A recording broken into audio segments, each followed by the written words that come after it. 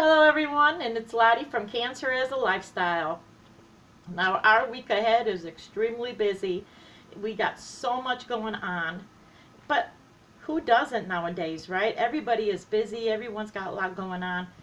But whenever we get a week like we have one coming up, I get a little stressed out. I have so much on my mind. I actually get anxious. I can't sleep at night. I toss and turn, and I get worried, and I get so stressed out if whether or not I can finish and get everything done, completed, and so you know what I do? I make my life a little bit easier. Not that it changes anything. I'm still stressed out. I'm still a worry wart because that's what women do. We worry all the time. But I make myself a little list, and I make on this list everything that I need to get done, even a list of things I need to buy.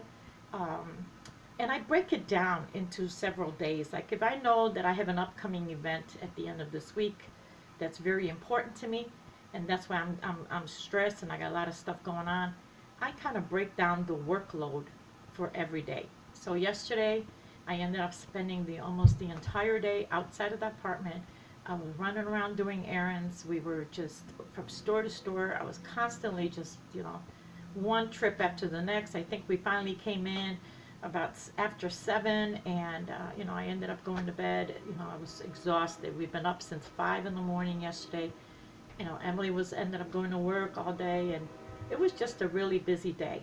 But I took care of all my errands that I needed to do for running around. That was one thing I did. Today, I plan on cleaning my apartment. Emily again is working, so I'm going to be cleaning the apartment, getting it ready. So this whole experience kind of made me think about something um, that happened when I was in treatment. See, whenever I go in treatment, everyone is so kind to me, incredibly kind. I have so much kindness shown to me. That's why I believe that whenever a struggle or a trial or a tragedy occurs, people naturally flock to help you. So whenever I would go in treatment and everyone would know that I'm going through cancer again, they would offer me tons of help. They would call me and say, hey, call me whenever you need something. You know, anything you need, just call us and we'll do it for you. Well, of course, I never called them. And I would always say, like, why? Why would I not call people? Well, I think there's a lot of reasons for that. And one, I think it's just naturally myself, and I think other people too, we don't know how to ask for help. We don't feel right in asking for help. I think we spend so much time trying to prove to everyone else that we can handle things, that we got it all under control, that we don't want anyone to see our weakness. Now, before my cancer, my mom used to have a nickname for me, and she used to call me the bull. I mean, look at Lottie. She's tough like a bull. Look at, she can do anything. Oh, she's so strong. She can handle anything. She's a bull. But when I became sick and my family saw me like, hooked up to all these machines and to the IVs, and I had all kinds of wires sticking out of me. I had so many complications with my cancer the first time. I think that really freaked them out to see the bull be in such a weak state. And I think from that point on, I've always I didn't want them to think or be worried about me. I didn't want them to think that I couldn't handle this. Well, that, and also, I realized that, it's just not me going through the cancer. The rest of my family is going through cancer, and they're just as stressed and just as worried about me as I am about myself. So I think from that point on, I've always made a point of just always being able to take care of myself. Don't worry about me. I got this. I can handle myself. Yeah, I don't feel good, but you know what? I can go to the store. I can do my own laundry. And I think it was like the third time with cancer that, I was teaching Sunday school, and I would not stop teaching Sunday school, even though I'd be exhausted, which is silly. It's almost like I needed to prove to everyone that I had it all under control, which is a bunch of bull. Because you know what? We need someone to take care of us sometimes. And that's what I really wanted to point out today is Don't take away someone's privilege of serving you. Now, this is something that I have to learn to do. I don't know how to ask for help. But the next time I have treatment and people offer their help, I'm actually going to do it. And I'm saying it on videos so you can all hold me to it. But I am not going to take away someone's privilege of serving me. People want to help. I cannot help but think about that ex-neighbor of mine and her daughter, her 11-year-old daughter. Remember that video where I talked about how she made a cheesecake out of a box for us? And I can't forget her face and how much she really loved serving us. So just remember that. Now, on to the second part of this video. Something I wanted to talk about was what's coming up next. So what am I going to be doing? Well, I was thinking about what do I want this channel to be about. Now, you know, I have been a blogger for many years. I have been running that crocheting ministry for charitable organizations, and I have this chronic illness group. Now, I wanted this channel to be an extension of all of that. I want to show people that you can have a chronic illness, that you can have cancer, and it is not the end of the world, that you can still live a very purposeful, meaningful, fulfilling life, all right? That you can still enjoy your life. And I just wanted that to come across. Now, one of the problems that I'm having here is that I am technically challenged. So I want you all to just bear with me as I try to figure out this lighting, which is a big problem for me. And just the quality that I'm serving, which, you know, I feel like I have a lot to learn here.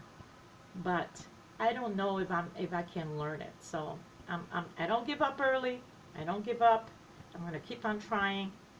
But this is what I want my channel to be about, is to show other people that you can still live your life to the fullest no matter what kind of disease you have. Okay? That's my first thing.